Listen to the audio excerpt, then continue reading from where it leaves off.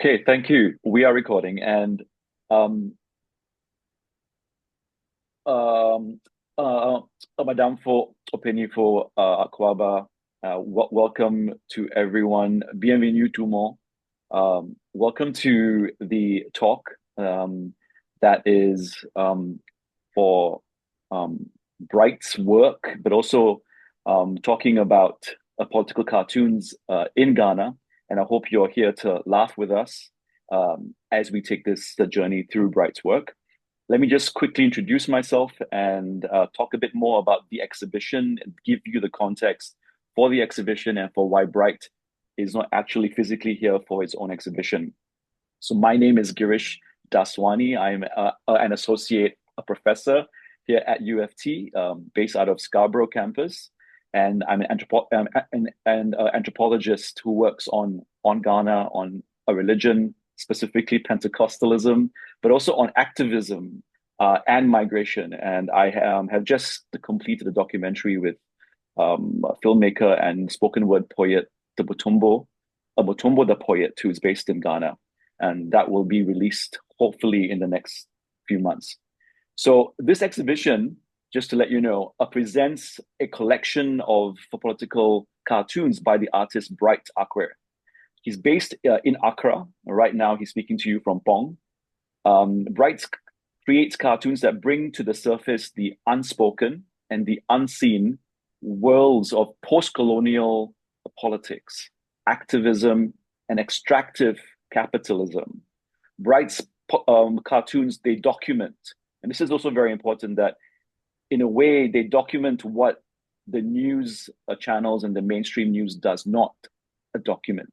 They document the involvement of Ghana's and Africa's elite in extractive politics, and Africa's post-colonial ties with the US and with several European countries. The role of China in Africa and the various activist responses to all of these different questions and issues. Now, Bright's cartoons tell very important stories. He's a storyteller as much as all good artists are. And his stories speak about social and environmental justice that are usually left out of state narratives. Stories that people in power don't want to tell. Stories that mainstream news agencies in Ghana don't want to tell, or too afraid to tell, or cannot tell. And Bright fills that huge gap of space in his work. And just to let you know, and to thank the Jackman Humanities Institute, a program for the arts, for sponsoring the exhibition, and to invite all of you who are here to the exhibition that will be held from May 7th to the 11th at the Remote Gallery, which is on Richmond Street West in Toronto. It's going to be a fantastic exhibition. I hope you can all come.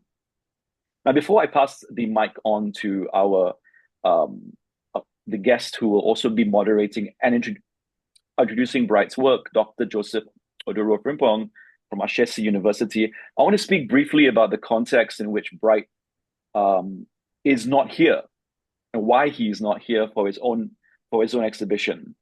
So there's a broader context. In the lead up to the exhibition, to the event, Bright applied for a visa from the Canadian embassy in Ghana, with the supporting reference letters from myself, from the JHI.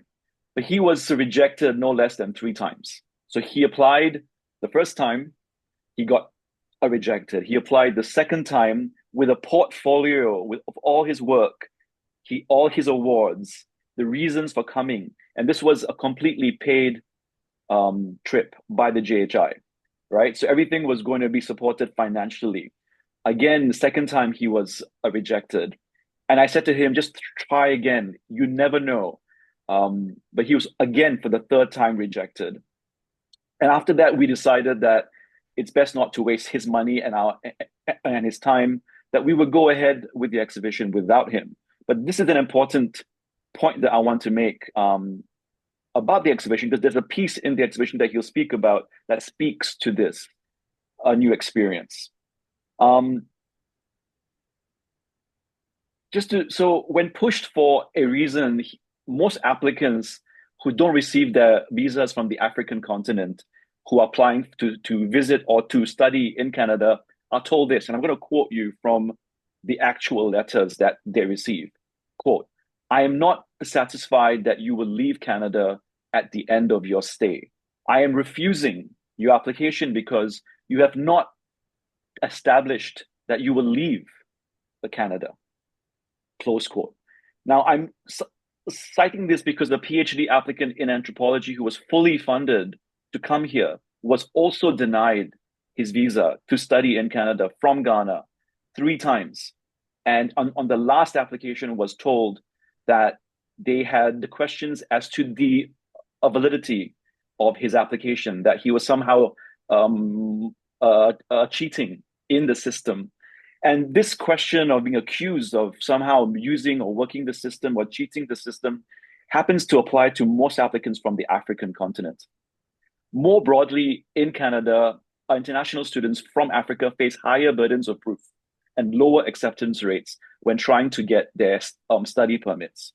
From 2011 to 2022, the IRCC, which is the Immigration, Refugees and Citizenship Canada, refused 67.2% of all study permit applications from the African continent, compared to just 11.6% of study permit applications from Europe.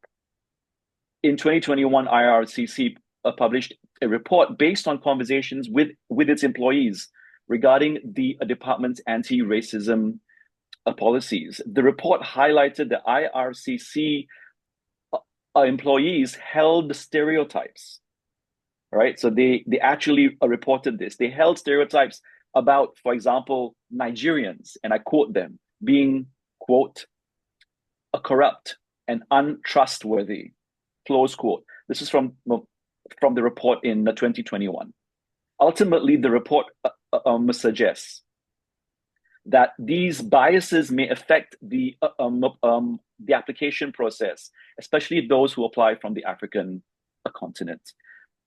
Lastly, Gideon Christian, a law professor from the University of Calgary, told the House of Commons in Canada in 2022 that racism is the root of these barriers that African students and applicants face when trying to obtain their visas and their study permits. So just to put this into perspective, Canada has rejected a lot of these applications, but they continue to benefit from a growing and youthful African population and the resources of the continent. Just in 2024, in November, former Canadian Minister of Foreign Affairs, Melanie Joly, had met with the AUC, the African Union Commission, to talk about how Canada works together with the African continent. And to quote her, the African continent is home to the world's youngest population, which has demonstrated great leadership, including in areas of peace, security, and the governance. Canada is committed to supporting this work, including through strengthening our people-to-people ties. What I want to point out before I pass it on to Frimpong is that to acknowledge that Canada's renewed focus on the African continent is connected to a longer settler colonial history, and as a country that participates in mining and resource extraction in the continent. And even though the government foregrounds relationships between people, the actual relationships prioritized are economic in nature, focused on business and trade. So I'll leave it at that from my part. And I want to pass it on to someone who I greatly admire, whose work I have followed and who I cite. And I encourage you to follow and to read and cite. Dr. Joseph Oduro Frimpong is an African popular culture media scholar. His work is dedicated to the humanities and to social science. He's also trained as an anthropologist. He got his PhD from the Department of Anthropology from Southern Illinois University. He's the founder, and now he directs the Center for African Popular Culture at Ashesi University in the Eastern region. Now, Dr. Frimpong's work has established him as a significant figure in African studies, where his writings on music, religion, Sakawa, and political cartoons have been especially influential in the work of anyone who works in these fields. In his analysis of the work of cartoonists from Ghana, such as Anadan, the Black narrator, Dr. Frimpong has demonstrated how political cartoons serve as an important critique firmly located within the tradition of Ghanaian popular culture and entertainment. The political cartoons of artists like Bright have served as different expressions, and I quote him, of a resistance that show or demonstrate the corrupt practices as well as the work of ordinary citizens and activists fighting corruption. I will leave that as my for my part, and I will now pass the mic on to Dr. Joseph Oduro Frimpong to now introduce Bright. Frimpong, go ahead. Yeah, thank you, Garish, for this generous introduction. I was blushing if you couldn't see, but anyways, thank you for such a generous introduction.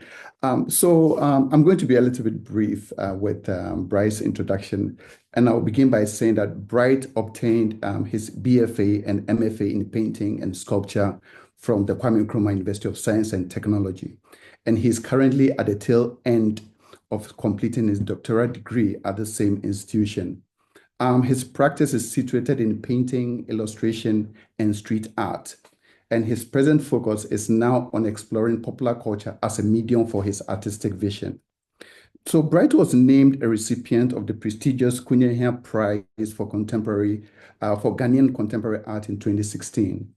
His work has been shown in group exhibitions in Ghana and abroad, including Cornfields in Accra in 2016, Orderly, Disorderly in 2017, his first solo exhibition titled Where the Cho Day, as well as his upcoming exhibition in Toronto. Bright has also been involved in organizing art workshops in northern part of Ghana and has collaborated with development agencies based in Tamale. In terms of artists who have influenced Bright's vision as a sociopolitical commentator and a satirist, Bright rightly names Nina Simone, Fela Kuti, and the Fucking Boys. And here, let me quickly note that the Fucking Boys is spelled as FOKNBOIS, just to make sure that you're on the same page. To put Bright's satirical work, which I have had a chance to enjoy since 2014, in a larger context, one can argue that they provide what I term as critical entertainment, where through humor, he critically engages with vexing sociopolitical matters in Ghana, Africa, and on the global stage as a whole. And in doing so, Bright, as a legitimate popular historian, archives such contemporary matters of our time. So to just end this introduction, let me quickly touch on how Bright disseminates his work inventively. Being keenly aware of the growing fear of critiquing powerful big men and women in Ghana and the reality of limited and limiting traditional spaces available to showcase such critical works as his in Ghana, he uses what he terms as guerrilla tactics. Specifically,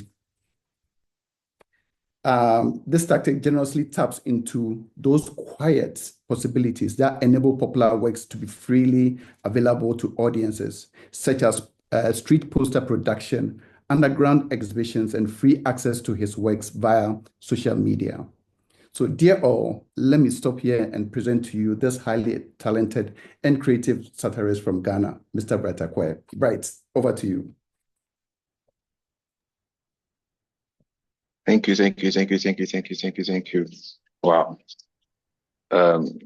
You guys make the work sound and feel very, very intellectual, like it is some rocket science or quantum physics. But yeah, I always am honored to be in your presence. For everybody who showed up, honored our invitation, thank you very much. And especially to the JHI for making this initiative possible. My first time, my first solo in Canada or should I say, Northern America as a whole. And unfortunately, I can't be there in person, but such are the systems that we have to deal with. Also, I'd like to say a big thank you to Girish. I've been calling him Mr. G, and Odro, who I've known and worked with ever since I started this research journey, and then to Taylor Stark, who hopefully we turn into a curator before we are done. I think a lot has been said, and I would like to touch on a few things about this project we are undertaking, and then zoom into just a couple of the works that are going to be shown, because I would still like everyone to be able to enjoy the rest of the works when you come to the venue in person on the 7th or on the 6th. And so after that, we'll open the floor so that anyone who has any kind of comment or response or critique, can freely contribute. Let me first talk about how the show was conceived. So I remember sometime last year, through one of our casual conversations, Girish shared with me this open call for proposals. And I started working with Girish after we met in 2016. I think this was also at the time when my work had started to garner some more critical media attention. As was also mentioned, I'm like a brainchild of the project of older contemporaries like the FOKM boys, and I've always been attracted to the kind of work that they did.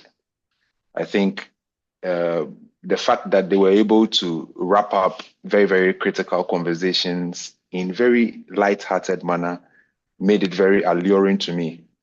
And through conversations with One Love the Kobolo especially, and having the chance to meet and have discussions with him, I decided to explore social commentary using satire as well. I've been working with Girish for close to 10 years.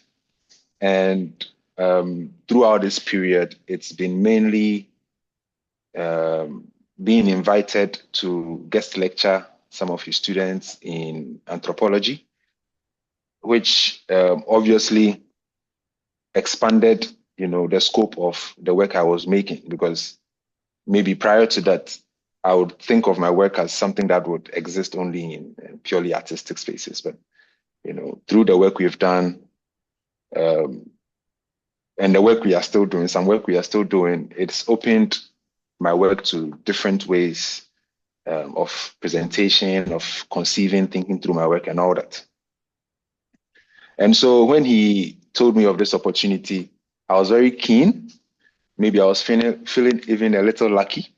So I encouraged him that we put together a project, which at the initial stage would have encompassed some lectures, maybe some live demonstrations, if the travel opportunity had fully materialized, and a few other things. But again, what happened, and it's sad and maybe infuriating even, but for someone like me, it only provides material for more work later. So in the end, we realized this format so that we would be able to open my work up to newer audiences through a physical exhibition like this in Toronto. And if you're familiar with my work, or as has been discussed, I'm not only open to having these kind of traditional art exhibitions. I come from a school of thought where artists are encouraged to experiment with many different ways of seeing and of sharing work. So I've been a huge fan of out-of-home advertising. A few times we've tried to experiment with, billboard making and with street poster making and using that medium to also share the word, because it's such a powerful medium that I thought needed some kind of exploration at least.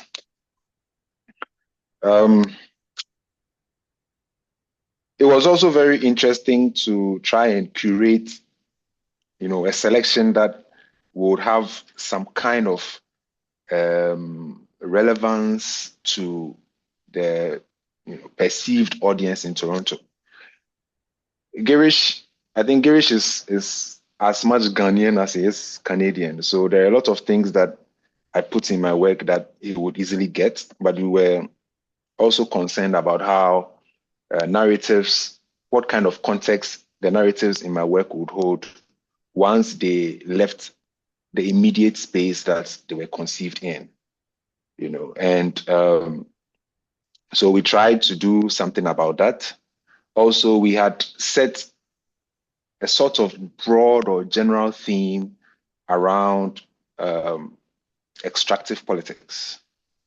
And in the last 10 years at least, issues around the ecological impact of Ghana's very interesting mining industry has been one of the primary focuses in my work.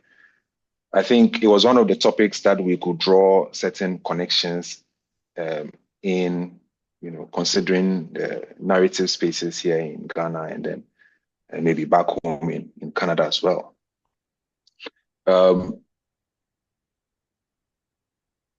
Aside focusing my work especially on Ghana, I've also been interested in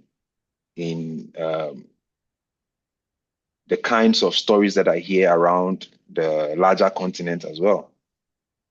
Again, because I am beginning to explore some kind of anarchist thought, I'm always interested in how citizens resist power, especially when power is not just.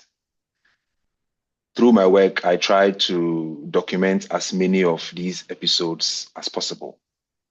I think it is a very, very important aspect of resistance for knowledge to spread. And by this, I mean, with the few examples that I've experienced here and the way mainstream media channels cover or spread these things, at least.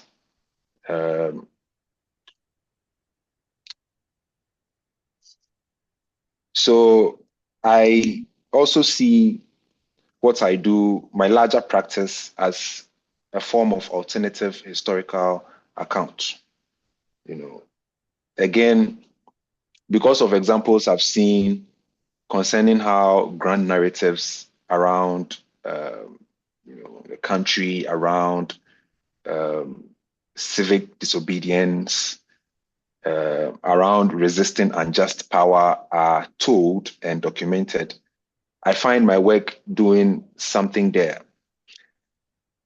trying to document as many of these episodes as possible. First of all, to keep them inside, audience's consciousness so that it's not easily forgotten.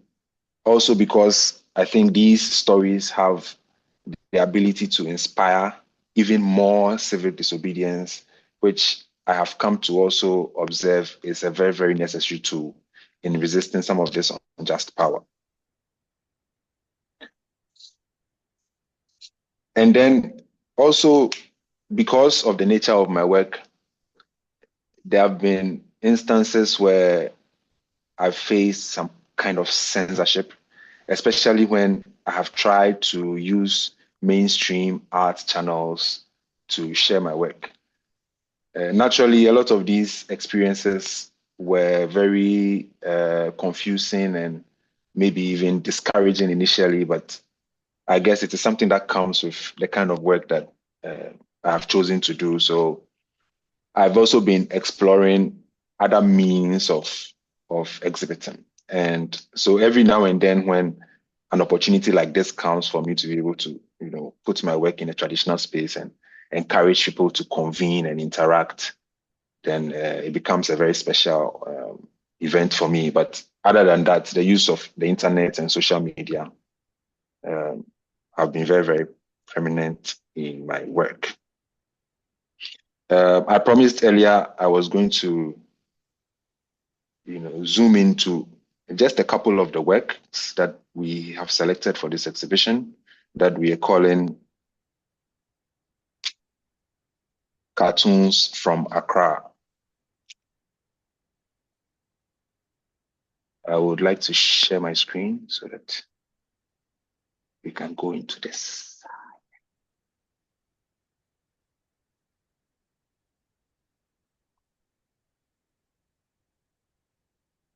Yeah, so I have a painting that I called Ackwerh Titanic.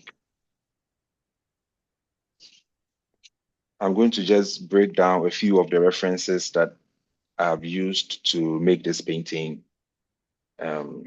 So perhaps they can become a conversation starter. So one thing that I like to do in my practice is appropriate a lot. Also because a lot of the work that I do is conceived from conversations that I would tap into on social media. And then also because I like to think my work is for a primarily young at heart audience. I like to make appropriations from conversations where this demographic would usually convene at. And so internet memes become a very important element for me. And for those of you who are Twitter folk, maybe you would have come across this meme before of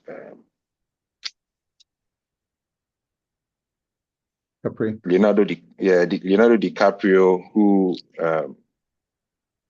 ironically also doubles as a conservationist of a sort. And Ackwerh Titanic is my satiric retelling of a very curious case of what I like to call the state mortgaging what was supposed to be a forest reserve for quick loans from the Chinese government. And I called the painting Ackwerh Titanic also because I wanted to reference the big classic movie Titanic, which ironically also Leonardo DiCaprio was one of the stars in the movie. So already certain elements began to connect for me. One of the most prominent features of the movie, I think, was 4 musicians who chose to play music for people to die to, at the point where it became evident that everyone on the ship was probably going to die.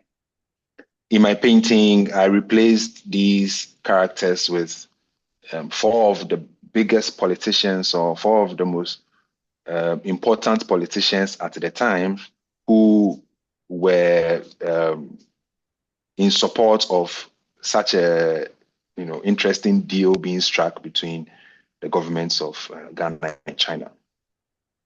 So over here, you see the Chinese premier who will probably be playing the role of Caledon Hockley from the Titanic film. I also was interested in one of the other iconic scenes in the film where the 2 lovers, protagonists, were at the hull of the ship, where Jack and Rose will be flying. And anyone who has seen the movie would know exactly what this is in reference to. But over here, I decided to replace the 2 characters with 2 of the biggest political figures in Ghana. I think because of the way our politics is structured, these 2 characters, would have the willpower to decide if any deal at all goes through. And it looked like these characters were just in for a fancy ride at the time. Similarly, I would have also characters based on the Chinese diplomats in Ghana, who, again, I've had a very, very interesting love affair with in the past because of some of my work. So over here, you have the characters of two former ambassadors, Sam Bao Hong and Shi Tin Wang, with the Chinese premier. In the back, I decided to, hint at the ongoing distraction with the feature, something that has become a prominent feature on Ghana's, Ghana's landscape. You have all these excavators that you would find in all these forests doing a lot of beautiful damage to Ghana's forest reserves and Ghana's water. And then finally, also borrowing from another viral social media moment is the dancing pallbearers who, at the beginning of the COVID lockdown, broke the internet. And currently, I think they have become a very prominent feature again in online conversations. I think at a point, current US president even made posts featuring their viral dance video. And, I had a presentation a couple of weeks ago, and one of the members of the audience who was Chinese was also telling me about how, they had become a big hit in China, but generally they would represent the imminent morbid death of someone who maybe was not willing to heed advice or was being a little bit too stubborn with whatever they were doing. And so usually when you approach my work, I always tell people it's nice to have some kind of context so that you can enter the conversations that I'm trying to encourage. Otherwise, it's also very fine if you can just appreciate the work as a very beautifully painted picture, which, I think I paint very beautifully. And then, Girish also spoke about this very interesting encounter with Canadian High Commission in Ghana.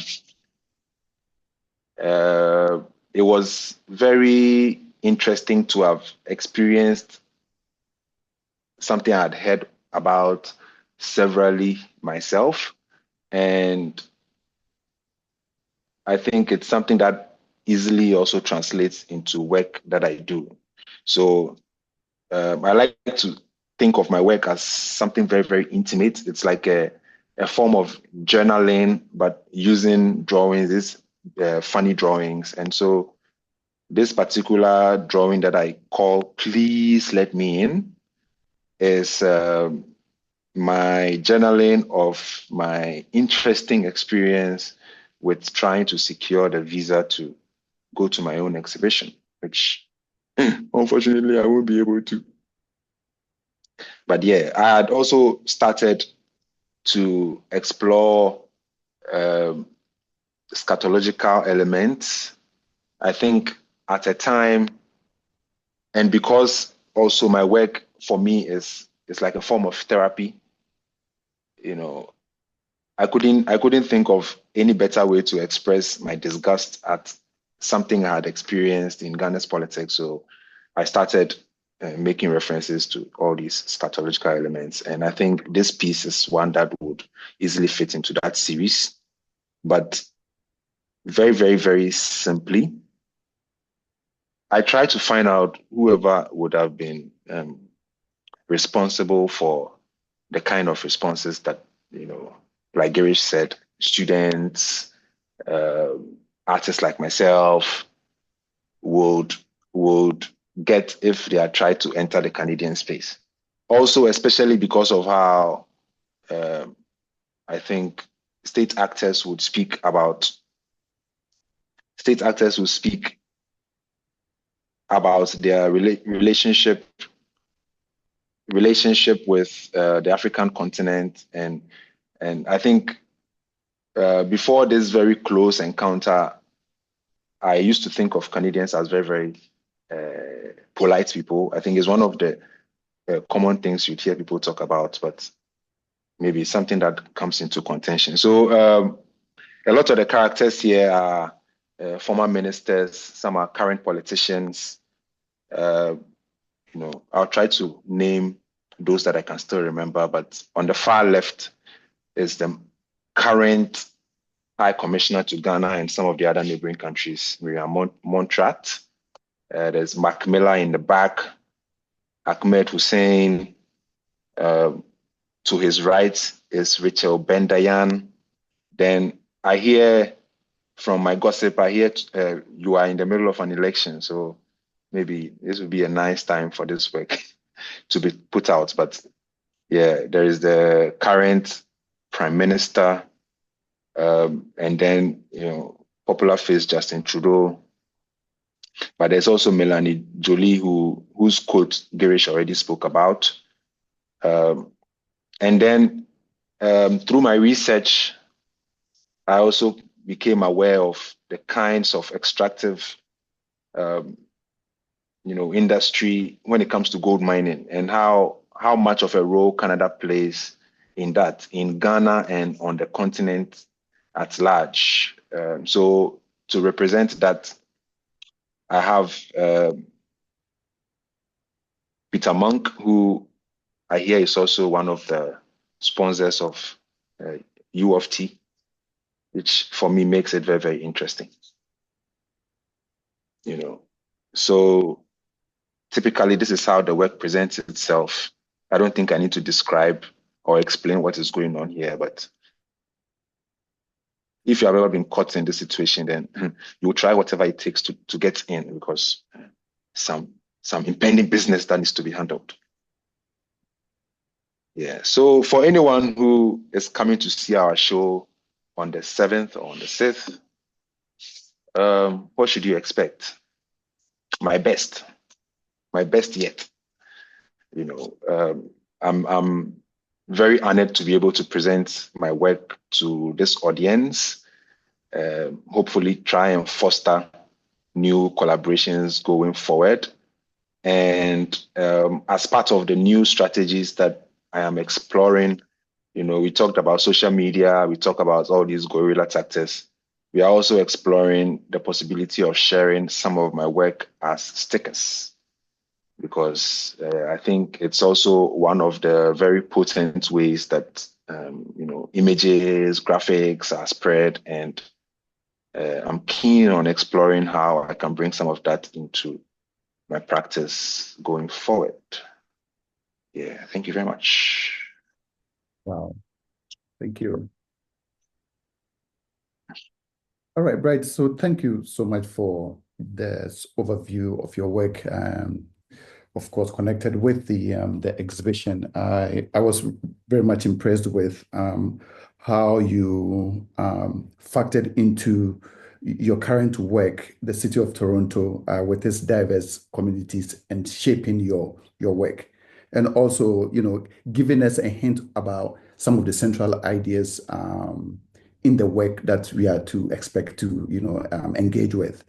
I would like to reclaim some of my time, Girish, if you allow me, because I was supposed to do about 10 minutes. So I have some few questions before, I open it up for the group. So I'm really pleased with, as I said, what you've done. Can you tell us more about some of the central ideas in the work? Because I think we didn't have the gamut of what you are presenting. So give us, a hint, more hints, or more specific, central ideas in your work.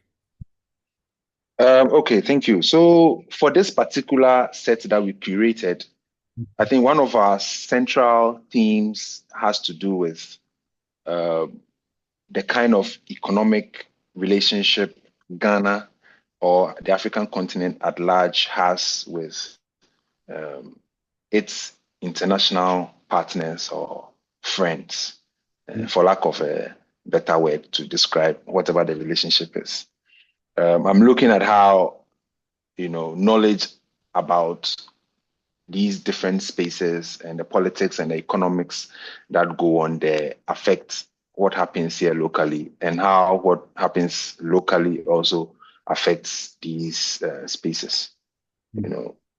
I think in our politics, it is one of the often unspoken things, which at the time when I started my work was one of also the issues that got me into asking these kind of questions, because in the news you hear, the government of Ghana and say the government of Canada met and the representatives had a closed door meeting to discuss, and they always have some big economics jargons that they use, and it seemed like nobody really knows what is decided there. But then my country has a relationship with this other country, and if for nothing at all, there should be, some kind of mutual benefit from it. But again, because we don't see these things materializing in our everyday experience, now we have to ask questions through, our art and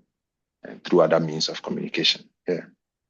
So that is definitely one of the themes, the relationship between my country and my government, and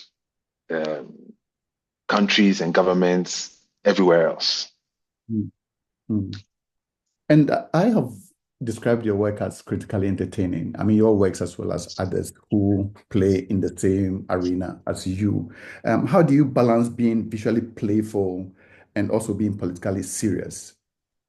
Because I see you doing it,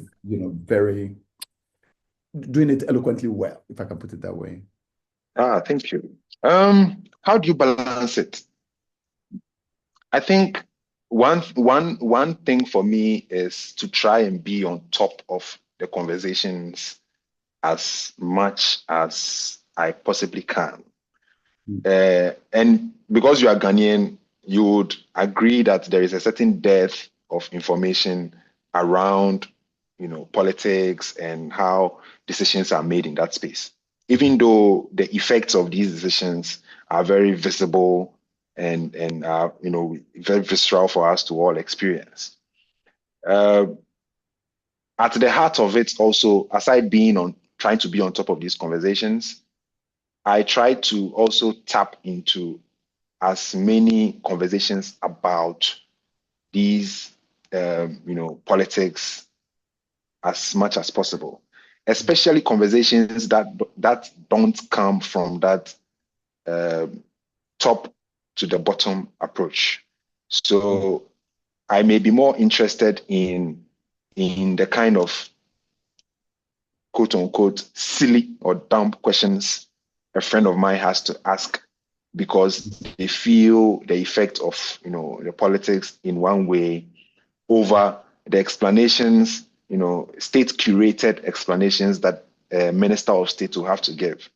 Because of how this relationship has been negotiated, there is you would agree again that there is a lot of mistrust, about official narratives and official explanations. So, I'm interested in the underground stories, the dumb questions, the silly questions, sometimes the gossip, even the conspiracy theories.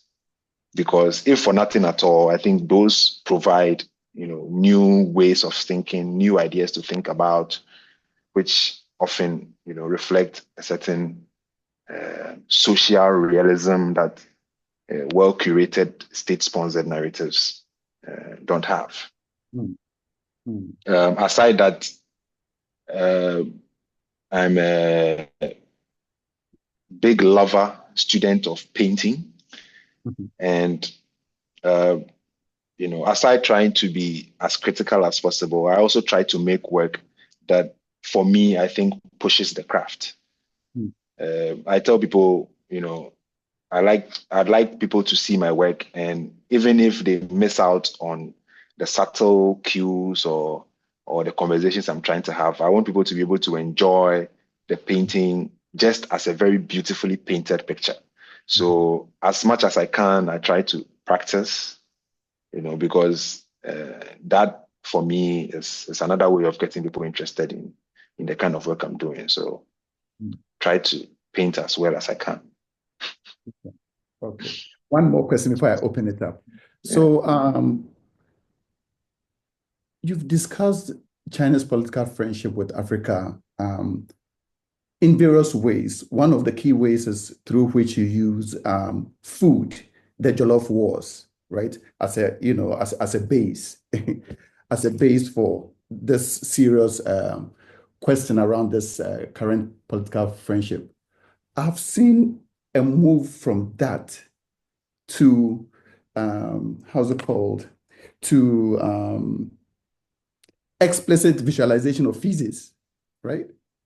In your work, are you pushing the envelope too far, or you think it's a fair game? Yeah, I think it's also, for me, a way of questioning how much is too much. Okay. I've studied the Ghanaian art history, Ghanaian painting history to some point. I've seen artists push the envelope on just that simple question: how much is too much? I remember the very first times I shared some of my drawings, people expressed some kind of disgust about it. And I found it rather interesting because, I think painting should inspire not just oohs and ahs, but eels and yaks and because there is a certain cultural significance of that element. And in the time that I made that work, and the kind of stories that I had that moved me to, I couldn't come up with anything better to express my disgust than to try and express it in the most visually disgusting way as possible, because Ghanaian politics can be very, very, very disgusting. So maybe I'm trying to inspire people to transfer their response to the causes of my response more than to the response itself. So it's all an experiment for me. Maybe if I find what I'm looking for, I will do something else. Okay. All right. So on this topic of using the disgust to express our deep sentiment, I think I'll open it up for the group to ask questions, and I'll come in later with more questions. All right.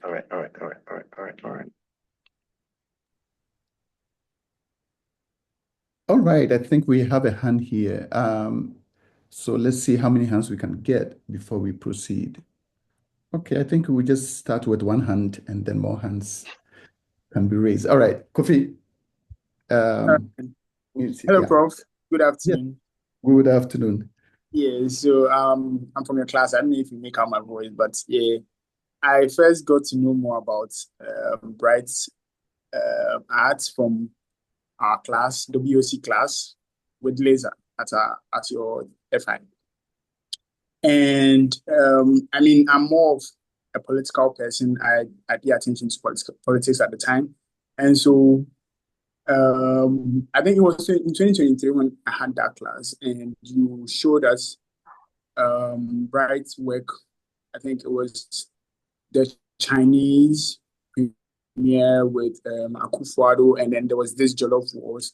And yes, I found it more of like controversial because I had at that time I was, let's say, close-minded, and then I had my sides with the then incumbent party, and I sided with most of the decisions they made.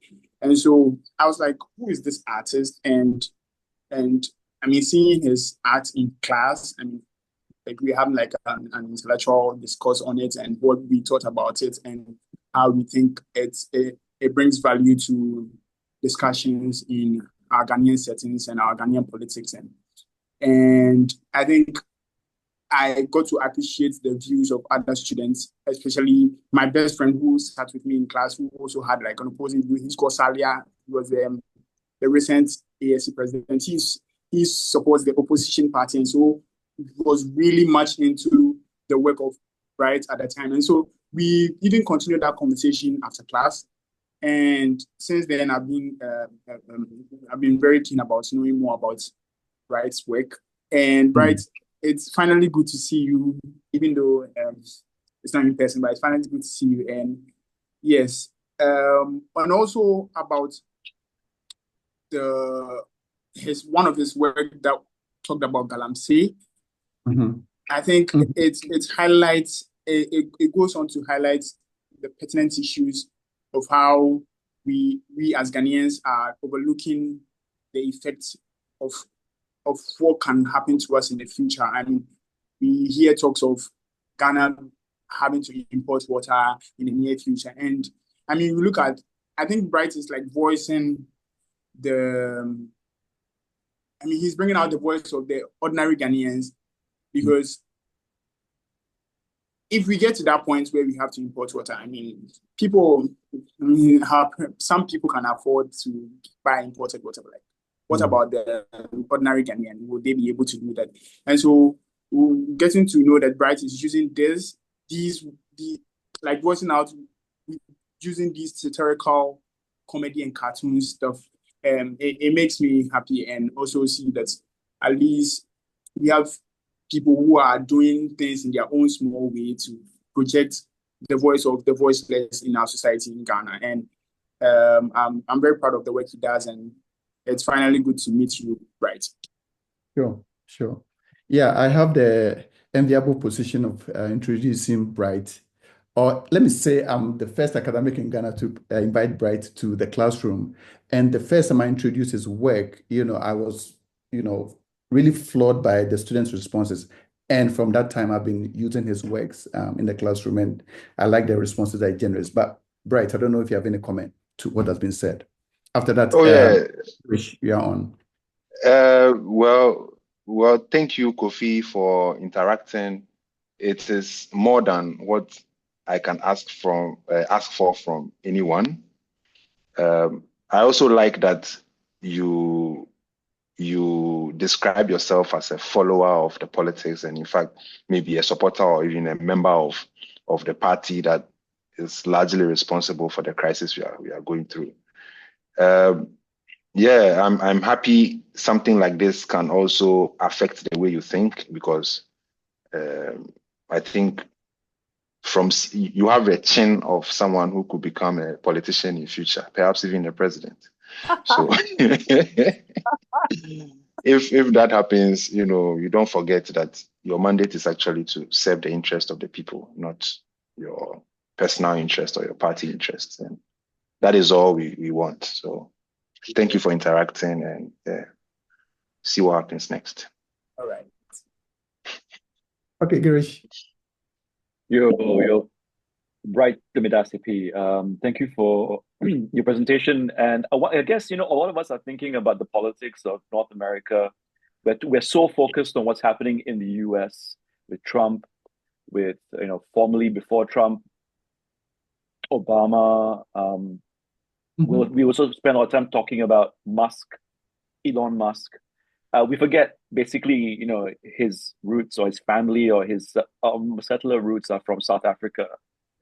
We forget that there's so many connections between the African continent and the US and US politics. We forget that a lot of the colonialism that the French and the British and the Dutch and all these European countries have been involved in continue through extractive for politics. And I want you to speak a little bit more about the exhibition and some of the works where you are making, so you don't have to show it to us, but speak to some of that, because you are making connections, you're drawing attention to the fact that someone like Obama is not disconnected to what's happening in the African continent. I'm thinking about your Obama Gaddafi piece. And I'm thinking about your piece on your new piece that you haven't yet shown anyone maybe you could talk about it, about basically Elon Musk and Julius Malema. I mean, there's a lot of connections that you are making that, in one sitting in one piece, it just captures the politics across continents, the politics of specific places. And I was hoping you could speak to a few of the pieces that are going to be in the exhibition, perhaps. Thank you. Oh, okay. So yeah, anytime I have the chance to invite people to congregate or convene and see my work, I try to create new work, to should I say reward or entertain, but just to share with people. So yeah, I have commentary on a lot of the things that you talked about, but maybe rather than talk about Obama and Gaddafi, maybe let's talk about Captain Ibrahim Traore and what is basically happening with AFRICOM even today as we speak. Gaddafi and NATO, for me, is another rehashing of a certain blueprint we have seen all too many times, where a character within African politics is spotlighted as a strong man who needs to be taken down so that strong systems would rather replace. And then, that willingness for America, hopefully they don't deny me a visa one day, but like America to donate democracy to anybody that they think needs it, notwithstanding all the internal struggles or problems a space like America already has and has not yet dealt with. Personally, I like how people are responding to the Burkina Faso issue. And it's as if a certain blueprint that, like I mentioned, is all too familiar is playing out again. To oversimplify it, then it looks like somebody wants the natural resources Burkina Faso have to offer and nothing else. There is no other conversation about the space, about the people who live there and their well-being. And it's just about how, we can forcefully extract their gold because we think the gold sets up a certain strong man. I think when it happened with Libya, a lot of conversations around it, but after it happened, we also saw how politicians responded, particularly that infamous video of the then Foreign Secretary Hillary Clinton saying, "We came, we saw, and he died." It was almost as if they were celebrating how Muammar Gaddafi had been taken out. But for those who kept their gaze on Libya years down the line, we saw what Libya deteriorated to. Basically, like a modern slave market where people who were trying to cross through Libya for a different reason, which also is worthy of its own discussion, were being sold as if we were living in 16th century or 17th century all over again. And so you go to question what the real intent of some of these international interventions are and the kind of effects that they leave on the ground. Elon Musk is a very interesting character. Interesting because I think he's a fun character to draw with his puffed up chest and how he basically, navigates his way into American politics. And with all his influence, it seems like suddenly a character like Donald Trump is interested in the so-called expropriation of land from white South Africans. I'm using these words in quotes because it's one thing for us to call them that and also to question whether they even call themselves that. It looked like suddenly Donald Trump was an expert on land issues in South Africa and was just issuing out sanctions left, right, center.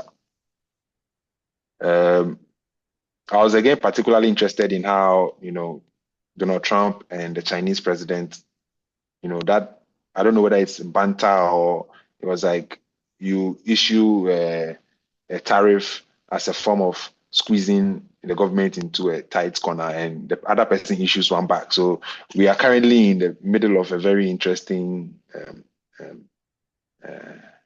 war, if you can call it that. I'm interested in how all these stories play out, and maybe in this way, my work is a kind of a representation or a subtle hinting of what could come, just because of what has happened before in a very, very similar light. So I have work, that speaks about some of these, maybe South African, American relationship. I have something about American Libyan relationship. And yeah, the work is in the show. So if you go, you would see it. I'm looking at how some of these pieces can encourage more conversation around it, because at every onset of any worthy resistance or revolution is the need for a certain knowledge to spread, and so that more people can be brought into like a critical mass. So it is what my work is trying to do, and all under the guise of satire and humor, because these topics are very charged, and I found humor as a way of relaxing the air around it, so that more people will be willing to engage. Yeah. Any follow-up, Garish? And I'll call on Notisha and then Roger. I think Roger is first, but we'll go beauty before brain. Please go ahead. Right. I want to thank you for sharing your work with us. Today, I had the pleasure of being introduced to your work by Joseph when I was teaching at Ashesi University, and was quite profoundly moved by your work. But my question is about fear. We're seeing a lot of crackdown on popular culture from our governments, and you use satire to say the things that many of us are thinking but afraid to say. We just had this, I'm originally from Sierra Leone. We just had this situation in Sierra Leone where an influencer was on one of these reality shows, and she made a comment about the president and his wife, and they arrested her right on the show live TV. And so we're seeing this intense crackdown, I think, on popular culture. So I'm just wondering, as you're creating your work, if there have been any threats, or if you have any fear as you're producing this work. No, thank you. Maybe I think comments about presidents and their wives are not a very safe place to go, because in Ghana, there is this very notorious social media influencer who also made certain comments about a former president and his wife, and he was picked up at dawn by masked men and taken somewhere and given a good beating. So in my work, I try as much as possible to not talk about the president and his wife, but I talk about the president and his side piece. The president and his fling, his side chick, because maybe that is a more safer way to go. But yeah, that's just by the way. But yeah, definitely, I'm always afraid when I do these things, but also I think it is why I do it. Have I received any kind of threats? Usually I say when I speak about religion or influencer pastors, I get curses. If I speak about politicians, I get a few threats. Some very scary, some I just ignore. But above everything else, I think it is a marker of how effective the medium of satire can be. And in the end, these things need to be said. I'm also not trying to invite harm to my person or anybody who is family or a loved one, but these things need to be said because for society to grow, it must be able to accept critique. And if the politics or the government is really for the people, like the way it is presented, then it should actually invite these things. But maybe I come to Sierra Leone and I draw your president and his wife. Let's see what happens. I didn't anticipate that. But I'm looking forward to the show in Toronto. We're really pleased that you're showing here and that you chose your North American debut to be in our city. So thank you so much. Thank you very much. Thank you, Natisha. Roger, you're on. Yeah. Thank you very much, Bright. It would have actually been a very wonderful experience to actually meet you in person.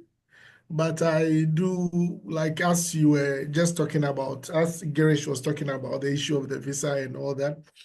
Well, my own junior brother also had an admission to Brock, fully funded scholarship and all that, but on 2 or 3 occasions he was actually refused. And when Girish was reading that statement, that popular statement from the visa, I was just there smiling because, like, that's a very generic way of denying people visa. So that would have been very interesting, to have you in person. But I think nothing is not much is lost here. I will still have the opportunity to next time. Work. Yeah. I also say thank you very much for what you do. I've grown for a greater part of my life in Ghana, and I actually get very excited when I see young people actually going into some of these spheres, because we have, like, the way I experience Ghana is like just a group of very, maybe for want of a better word, very old people taking care of the country or running the affairs of the country. And the younger people are actually asked to just step aside and be down. They don't have to criticize, right? So they have to just watch this wisdom leading older people take the country to the next step, right? So I mean, seeing your work, I mean, criticizing and also bringing a youthful voice to how that space is supposed to be run is something that is very encouraging, right? I mean, having that youthful involvement is something that is that's really encouraging to see.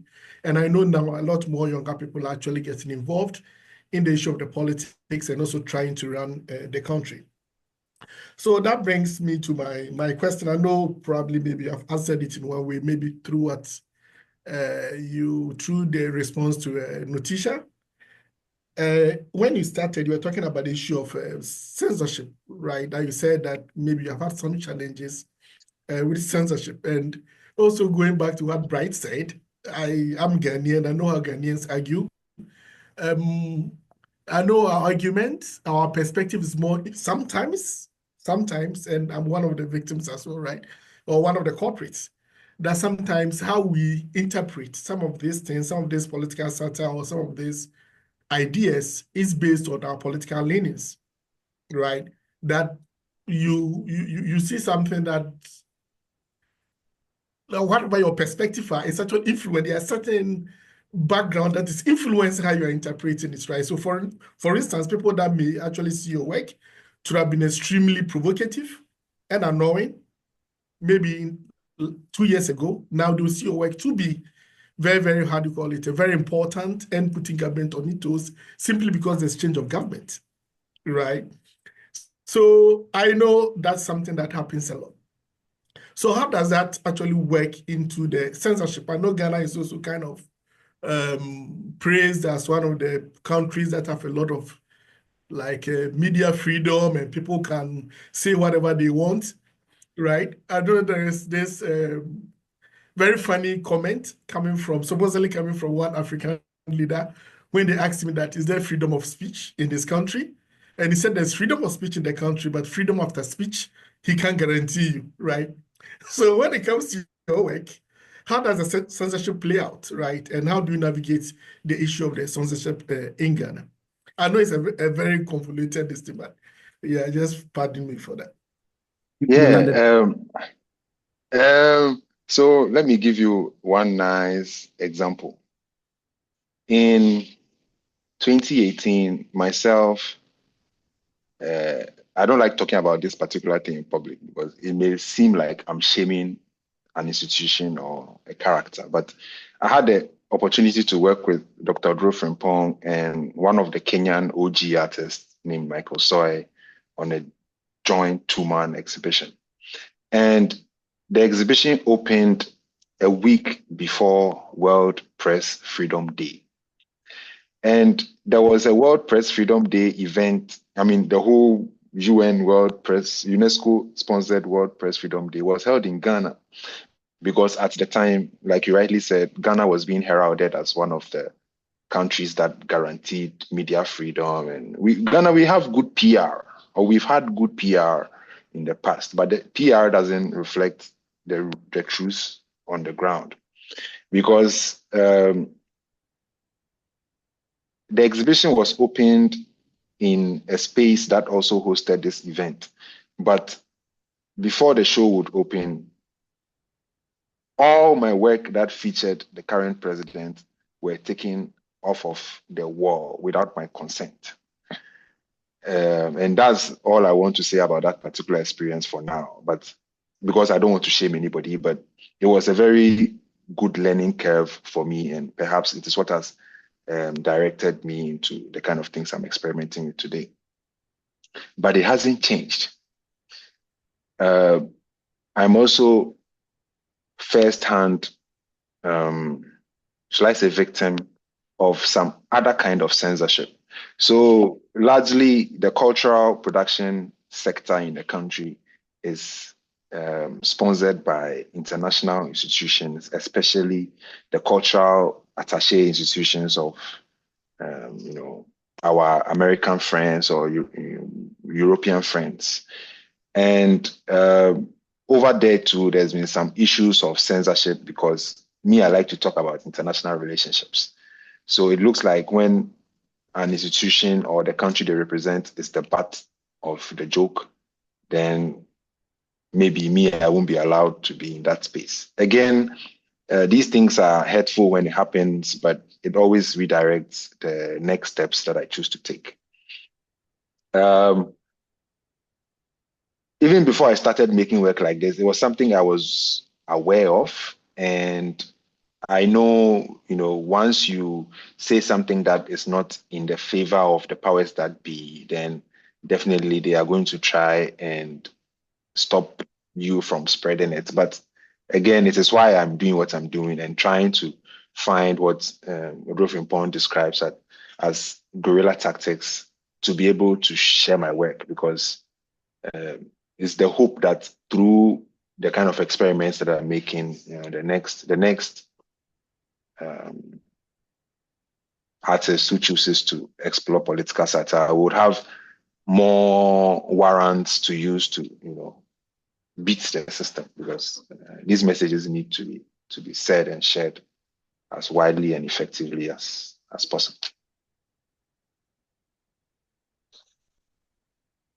And Bright, you've had an experience, it's not on censorship, but it bordered that line where there was this piece that you had about the Chinese government, and they commented, and there was this subtle but very poignant threat in there.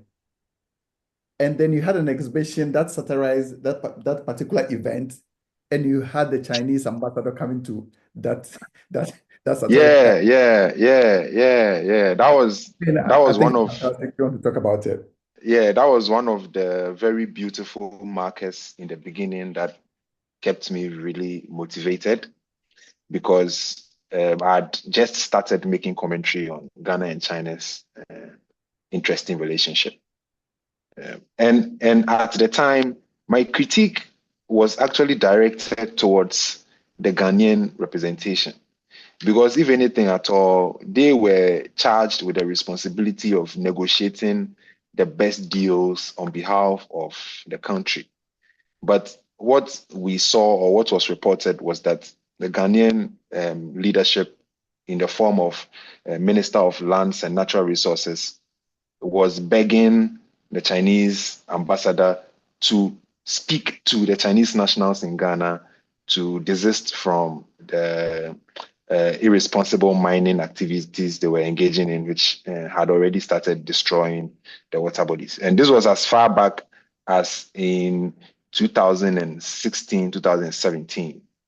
You know, we had elections in 2016, and tackling mining was a hot issue then. 2025, it is an even hotter issue today. So it means the approach that the government took at the time totally failed. And it's not like they were told they would fail. And it's not like they weren't told they would fail and they didn't listen. But somehow we also learned that they themselves were culprits in the whole big crime. But it was interesting how the Chinese part responded, because they tried to use their influence to, as it were, coerce the Ghanaian government to censor the media and then censor the cartoonists they were describing, which it was like a series of ironies with that issue, because I was part of an exhibition organized by Black Star Lines Kumasi, which is an artist collective from my university in Kumasi. And then the Chinese embassy was invited. I had no idea they had done that. And yeah, they honored the invitation. So the ambassador and her entourage were taken around the exhibit, and then they took them to my spot. And lo and behold, were these paintings that they had seen maybe a few weeks or months ago and were so incensed about. And I think the curator told me that, one of the curators told me that they asked the ambassador why they were displeased by the painting when they first encountered it on the internet. And the only response she gave them was that, oh, I didn't make her look pretty enough. You know, so the other members of her entourage, I have a short video of her entourage encouraging her to pose by the painting so that they capture some photos. And I've shared that video a couple of times before. And for me, the response was, oh, if the only thing you didn't like about it was that I didn't paint you pretty enough, then maybe I make more examples of this, but I make more attempts at painting you in a more pretty way. And, you know, since 2017, I've like built a whole collection around this response. And yeah, that's how it has been. But it was very interesting. I'm hoping somebody from the Ghanaian embassy in Canada or the Canadian embassy in Ghana visits this exhibition, because maybe this is the exhibition that makes them change their strategy towards you know, how visas are awarded, and you never know. Yeah. All right, Charlie, thanks for expanding on this. All right, Toby, and then I'll call Girish. I just wanted to say, I think Brian Kelly had their hand up. Is that correct? And then Toby, and then me. Oh, sorry. Yes. Sorry, I didn't see that. Yes. Oh, thank you so much, Bright. This is really exciting to hear and see you. And some of the other people have already explored the idea of censorship vis-a-vis incarceration. That you know, but as you say, you're not trying to put yourself in danger.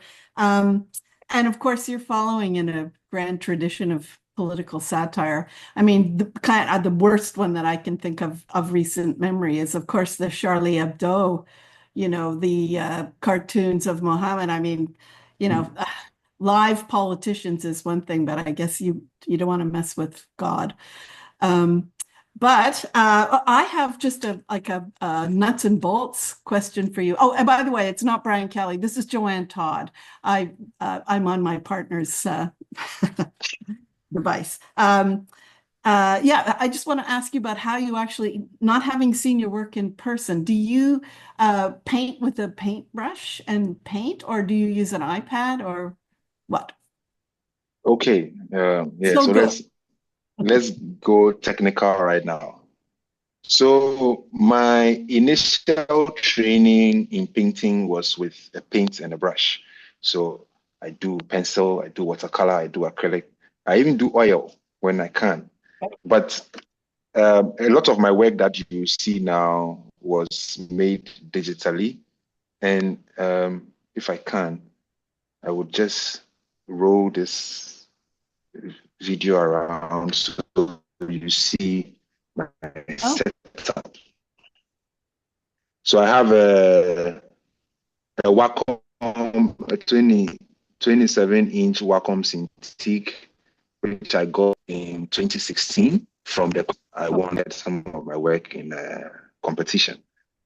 And so since then, maybe a few years before then, I started exploring with digital painting. So a lot of the work you see now is made with digital painting techniques, Photoshop to be specific. And I'm a big student of, illustrators all around the place. A lot of the techniques I had to learn by watching some of these masters that I admire on YouTube. So it's been it's still an exploration for me because I'm not even that tech savvy. I just know my way around the parts of the painting program that I use. And just as a side note, in the last year, I've gone back to painting traditionally because I've had these ideas blowing up in my mind, and I think traditional mediums would be the best way to express them. So in the studio back at home, I'm starting a new series that I'm painting with traditional mediums. And once you are here, I believe it's a signal of your interest. And if you won't mind, I will share some of that with you personally when I go back. Fabulous. Anyway, I love your work, and it makes me laugh. Thank you. And I think you're tapping in not only the scatological references, those are universal things. Shit and humor. I mean, it's hilarious. And good on you. It's very good. I hope you really attack some of our Canadians too. Let's see what happens at the end of today. Thank you, Bright. Thank you very much. Thank you very much. All right, Toby, it's your turn. Thank you, Dr. Oduofipong. Of course, I'm happy to, thank you so much, Bright, for sharing your work with us today. I was fortunate to have interacted with Bright, I think 2022, when I was conducting this research on Chinese environmental footprint in Ghana. And, I had to really, as a political scientist, try to unpack, what would they beg, his artwork that actually engaged Chinese connection to the Galamsey that he mentioned. But I have a naive question. My background is political science, but I want to ask Bright, from where you sit, what is the afterlife of, a satire work, your work? How do you see your work 20, 30 years from now? Or, for example, the work that I cited, Chinese connection to Galamsey, it is still happening under the Mahama administration. The cartoon was, done during the last administration, but the same thing, especially if you look at, for example, the Akonta mining and the Chinese connection to that. So how do you, for example, imagine with the beg within the context of Mahama, the current president? And like I said, in the next 20, 30 years, how do you see some of this work? Thank you so much. Yeah, thank you, Toby. before I answered, I'd written this down that I wanted to ask you. I noticed the moment you entered the room, Girish just mentioned Nigerians because he was talking about something else. I wonder if you caught that. But yeah, first of all, how do I think of the afterlife of the work? I think my work does many things, and I've said this before. In the heat of the moment, when I make something, I think of it as an activist expression for the now. 10 years, 20 years, 100 years later, I think it somehow automatically becomes a historical account of a sort. Because even today, and I've mentioned again how state narratives or state-sponsored narratives are made about our experience of things, it's very, very likely the story is going to be washed, or many stories are going to be washed, and it would even be said that the former president was the best president in the history of Ghana. Unless everybody is able to document their experience of the man's government, it's very, very easy for the state to whitewash. So afterlife of some of the things that I make, I think it becomes maybe I shouldn't even say alternative, because I think my accounts are more socially realistic than a lot of the state-sponsored or mainstream media-sponsored accounts of many different incidents that we have experienced. One other very pregnant example, again, which is featured in the show, is my piece called My Booze and I, which talks about something that happened at the Global Citizens Festival maybe 3 years ago. The issue of Galamsey, yes, it is still happening. Maybe a few months ago, around the election, it was one of the biggest topics that the political parties will campaign on. And so currently, I am waiting to see what kind of moves the government takes to try and address the issue. Because day in, day out, we learn that the issue is way bigger than even we are maybe permitted to see. Just last 2 weeks, I learned of a special settlement somewhere in the Western region where allegedly over 10,000 citizens from countries all over, like a mini ECOWAS of Galamsey miners in the forest, that the military had to go and scatter and try and move them out. Personally, I see the new government maybe taking steps or pretending to be taking steps to address the issue. I know some of the ministers or state actors directly involved have said the government is going to repeal certain executive instruments that the former government or the former president instituted, which actually permits miners or the miners who are from their political party to be able to enter into any forest reserve and start creating the mess. They are going to try and repeal these things at the next convening of parliament. So we are waiting to see. If something happens, definitely Bright will make a drawing about it. If nothing happens, I will definitely still make a drawing about it. And for those who have followed my work, they know I'm not really a follower of any of the parties. So it's not like, maybe I support one party and so I want to make critique about the other. Me, I'm a very ordinary Ghanaian like everybody else. So I'm on the path of my survival where I see justice being done. So you're an equal opportunity critic. Yeah. Anybody is free game. All right. Hopefully. It's fine. Go ahead. Sorry. No. So, I don't say what I was going to say, but yeah, it's fine. Okay. All right. Girish, and then I'll call Rosemary Sinam. Sure. Thank you. Bright, there's one thing that we haven't spoken about, and it's not actually going to be featured in the exhibition here, but it's a big part of your work. I've shared a co-authored piece in the chat about something that I wrote about the Ghana's banking crisis, right, from 2017.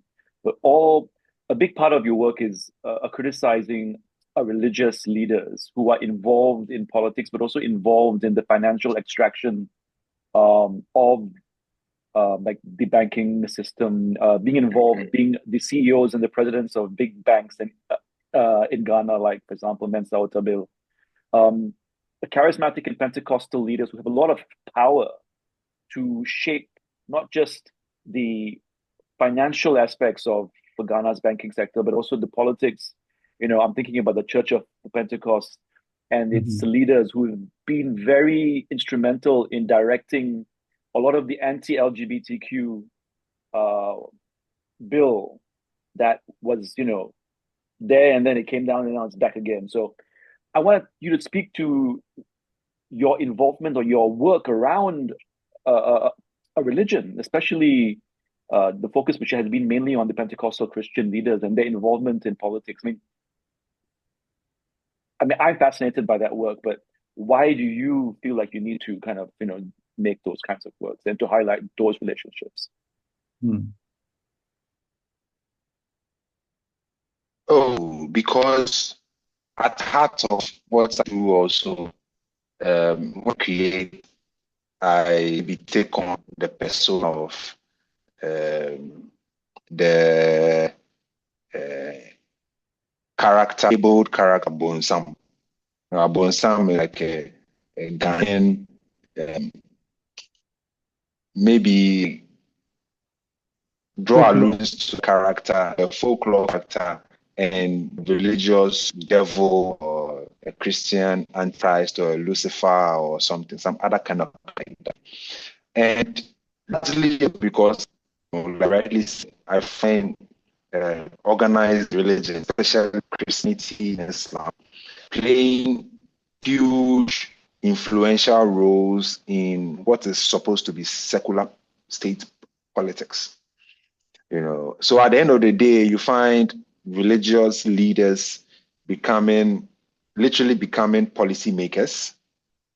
Sometimes are outright culprits in politically influenced crimes of corruption and prosecution, unfair prosecution, and so on and so forth.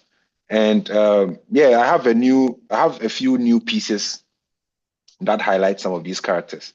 Only recently, a member of the current president's church was fingered in some $1 million embezzlement case, which we are currently waiting to see how justice is dealt in that matter.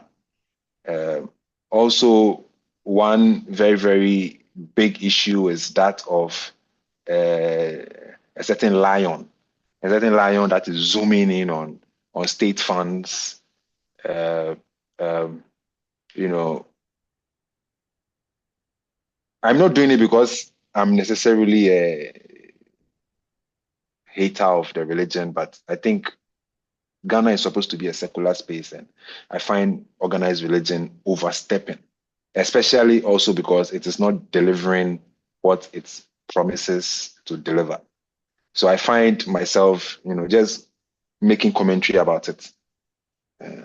Yeah. Cool. All right. Rosemary, please. Hello, can you hear me? Yes, we can. Yes. Yeah, so I just had a thought after the question from the political scientist about what role the work play.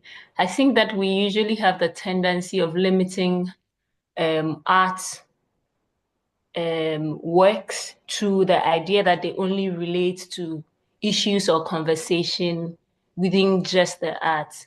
But if there's anything that history has taught us, it is that a lot of the writers from certain era may lose their text, but it's always the visuals that remain with the people. And so for me, it's also important to acknowledge that. And also, if anything, historians have been debating how to differently write histories without using all of these academic way of writing histories. And I think that Bright's work and the way he presents his work is able to do this. And so if anything, we could consider Bright a historian. I think you should add that to your CV. Because one, he's writing about things happening currently from a perspective of a marginalized person. Also because he's not considered necessarily a journalist or an academist or a historian who should have access to writing these things. And so to be able to write them in the way he's writing it is what historians of today want to do, but they are not able to do. And so it's a unique craftsmanship in writing history that we are witnessing. And of course, in 10 years' time, these are the materials that the history students are going to reference in their academic writings, because main media is going to probably write out some of these contexts that these things were written from, and it's going to be written in the perspective of the government and not necessarily from the people's perspective of what's happened. Yes, bye. Thank you so much for that, Rosemond. Rosemary. Oh, sorry, Rosemary. Bright, you have described yourself as, an illegitimate historian, and I think you should change that to what I mean. The slight play on words here. Like, I think you are rather a legitimate popular historian, and I think you should wear that badge proudly. So, Rosemary, thank you for allowing me to correct Bright, so that you can update your Thank you. your description. Thank you. Yes. All right. Do we have any further questions? I have 2,000, so we can go on and on, but I think we are left with about less than 15 minutes. Am I correct, Erish, on the time? Yeah, I think we have about maybe 10 minutes left in this meeting, but we don't need to go to the full 2 hours. I think we've had lots of questions, but please, if anyone has any, let's just have a conversation here, because if you have any questions, just feel free to unmute yourself and to ask Bright a question. You don't have to raise your hand now. We have a few more minutes left. If anyone wants to add anything. I think, I see. Hello, Bright. Oh, sorry. Sorry. Go ahead. So Toby, perhaps go ahead. Toby and then Joanne. Oh, thank you. I was wondering, we've had Jollof something in this conversation. The colleague talked about Nigeria, that Bright also talked about. But I was wondering, I've not seen your works engaging Nigeria-Ghana relationship. Maybe I'm missing some, but considering that the two countries, they are far apart, but the kind of love, tension, chaos, competition between them is almost as though they share borders. So I was wondering, at what point are we going to see, whether it is Bola Tinubu and Nana Akufo-Addo? I'm looking forward to that. Thank you.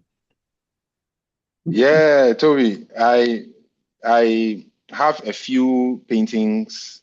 It's a topic I visit sparingly, but in my journal, I have a long list of ideas or stories that I definitely need to sit on and complete. And perhaps when I'm done, then we'll come to Nigeria and do a show. So just wait small, it go happen. I think we have one more question. Please go ahead.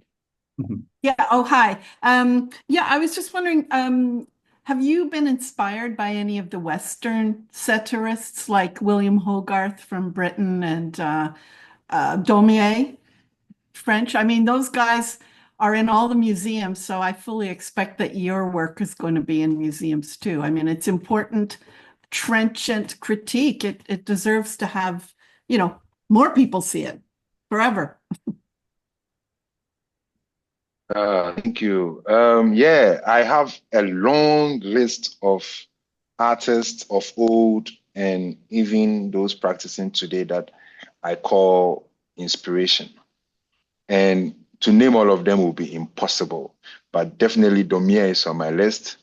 And all of these artists I call inspiration because I pick elements. Maybe I pick a particular element, sometimes not even a formal element, but how they interpreted a particular issue.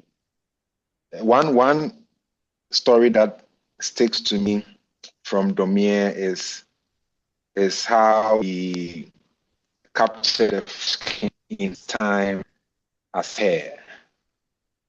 And it's something it's a technique I have employed recently back in Ghana, but I used a boat like a donut, street Ghanaian street food. So what I do is I take all these international ideas or international influences and localize them, because the heart of what I do, I'm so sometimes specific focused on speaking to my fellow Ghanaians.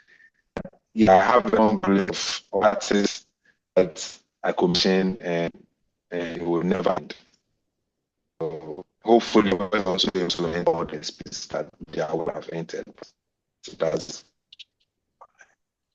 So I don't know whether it's me, but I think the internet is shaky right now, so we couldn't hear you so well, Bright.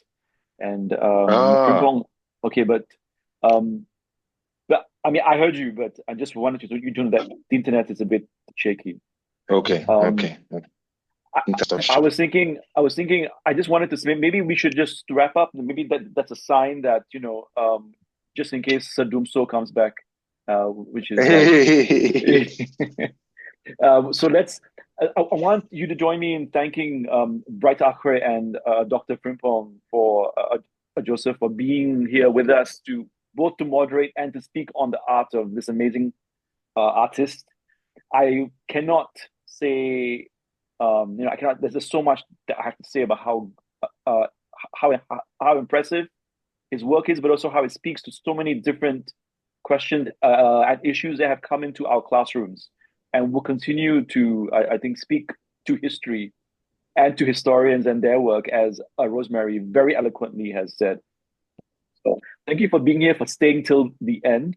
I do invite you, if you haven't received a personal invitation, if you're in Toronto, to attend the opening, a reception to the exhibition, which is on the 6th of May.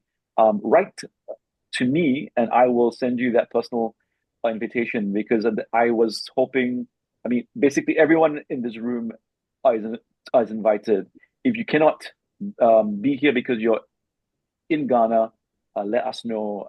We can perhaps send you some pictures and some stickers through Bright. Or a visa. or a visa. But, listen, that was so... I would like to see you here. It was so sad. It was so disheartening, God. when we were trying so hard. The director of the JHI wrote a letter to actually kind of implore them, and even that was not good enough. And I'm kind of dumbstruck as to what would be good enough to kind of basically inform them and show the proof and the evidence that this is, an amazing artist who deserves to spend 2 weeks, here. And so I want to say thank you again. And I will send, for those of you who are here, I'll send you the video. At some point, the video might be shared through my blog, Africa Proactive, or it might be shared through the JHI as well. So, Bright, once again, Obidase. Thank you so much. Thank you so much, Bright, and thank you, Grace, for organizing this. Thank you so much. Absolutely. Frimpong, thanks a lot Nice as to well. meet you all. Yes. Cheers. Thank you. Bye-bye. Bye, everyone. Thank you, Bright. Thank you, Prof. See you, Prof, I'll Natisha. email you after here. Okay, sure.